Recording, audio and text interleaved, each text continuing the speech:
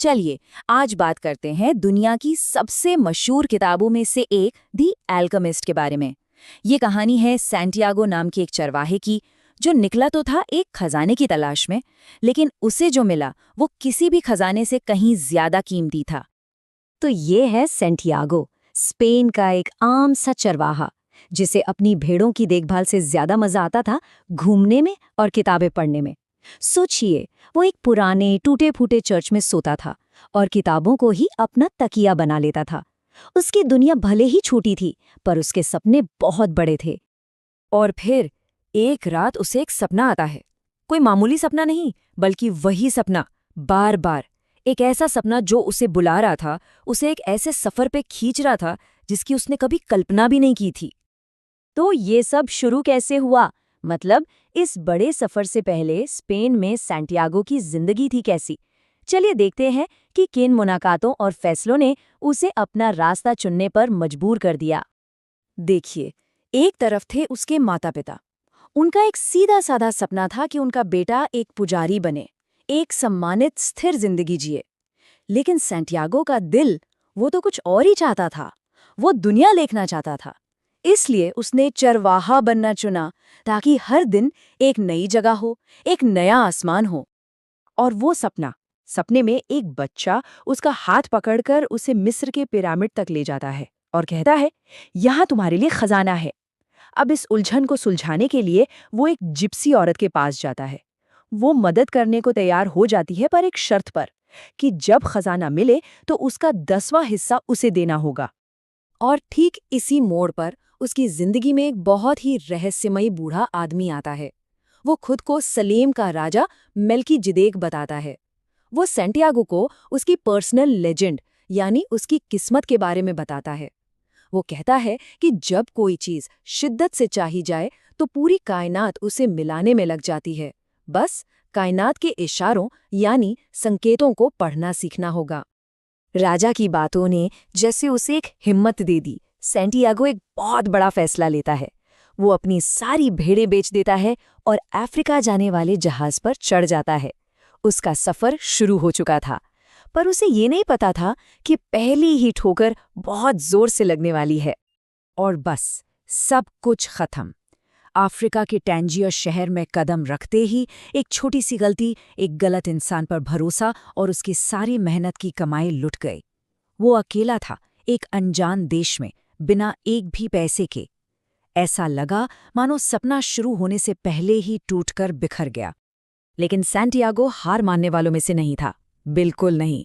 वो एक क्रिस्टल की दुकान में काम करने लगता है और धीरे धीरे अपने नए नए आइडियाज से उस दुकान की किस्मत ही बदल देता है। वो सिर्फ पैसे नहीं कमा रहा था, बल्कि जिंदगी के सबक सीख रहा था। और देखते ही देखते 1 साल बाद उसके पास इतने पैसे जमा हो गए थे कि वो दोगुनी भेड़ें खरीदकर आराम से घर लौट सकता था।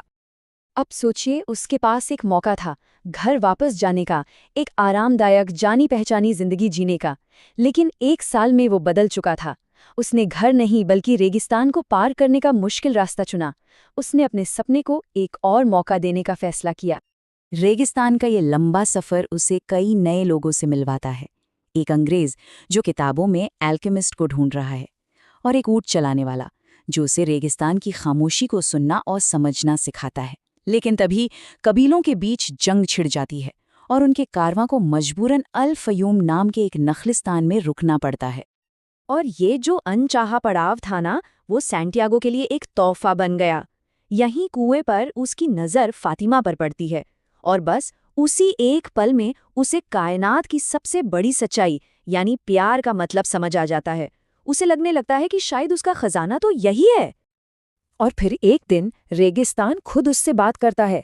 आसमान में 2 बाजों को लड़ते देख सैंटियागो को एक भयानक संकेत मिलता है। नखलिस्तान पर हमला होने वाला है। वो कबीले के सरदारों को चेतावनी देता है। जरा सोचिए, कोई उसकी बात पर यकीन क्यों करेगा? लेकिन उसकी भविष्यवाणी सच हो जाती है, और संकेतों को पढ़ने की यही काबिलियत उसे उस महान अल्केमिस्ट तक ले जाती है जिसकी सबको तलाश थी। तो अब सैंटियागो अकेला नहीं है। उसका सफर अपने आखिरी पड़ाव पर है, और इस बार उसका गाइड है खुद अल्केमिस्ट। वो उसे सिर्फ पिरामिड तक नहीं, बल्कि उसके हर डर के पार ले जाने वाला है, जहां खजाने का असली रहस्य छिपा हुआ है। सैंटियागो का दिल फातिमा को छोड़कर जाना नहीं चाहता था, लेकिन फातिमा ने उसे रेगिस्तान का और शायद जिंदगी का सबसे बड़ा सबक सिखाया। वो कहती है, जाओ और अपना सपना पूरा करो। सच्चा प्यार कभी किसी को रोकता नहीं, वो तो इंतजार करता है। आखिरकार वो पिरामिड तक पहुंच ही गया। वो खोदता रहता है, पर उसे कुछ नहीं मिलता। तभी कुछ लुटेरे आकर उसे बुरी तरह पीटते हैं और उसका सारा सोना छीन लेते हैं। जब बुरी हालत में सैंटियागो उन्हें अपने सपने के बारे में बताता है, तो उनका सरदार जोर से हंसता है। वो कहता है, मैं इतना बेवकूफ नहीं कि एक सपने के पीछे रेगिस्तान पार करूं। मुझे भी सपना आया था कि स्पेन के एक टूटे-फूटे चर्च में खजाना गड़ा है। और बस उसी एक पल में सैंटियागो को सब कुछ समझ आ जाता है। सैंटियागो को अपना जवाब मिल चुका था, उसका सफर पूरा हो गया था। लेकिन ये कहानी सिर्फ एक खजाने को पाने या ना पाने की नहीं है ना? तो फिर इस पूरे सफर का, इन सारी मुश्किलों का, इस पूरी कहानी का असली मतलब क्या था? असल में ये कहानी हमें कुछ बहुत ही जरूरी बातें सिखाती है, जो शायद हम अपनी रोजमर्रा की जिंदगी में भूल जाते हैं। चलिए इस कहानी से निकली उन 4 सबसे गहरी सीखों को समझते हैं। ये वो 4 सबक हैं जो ये सफर हमें सिखाता है, जिंदगी के बारे में, प्यार के बारे में और कभी भी हिम्मत न हारने के बारे में। पहली और शायद सबसे जरूरी बात, असली खजाना वो सोना नहीं था, बल्कि वो सफर ही था। सैंटियागो को पूरी दुनिया घूमकर वापस उसी जगह आना पड़ा, ये जानने के लिए कि खजाना तो हमेशा से उसके पास था।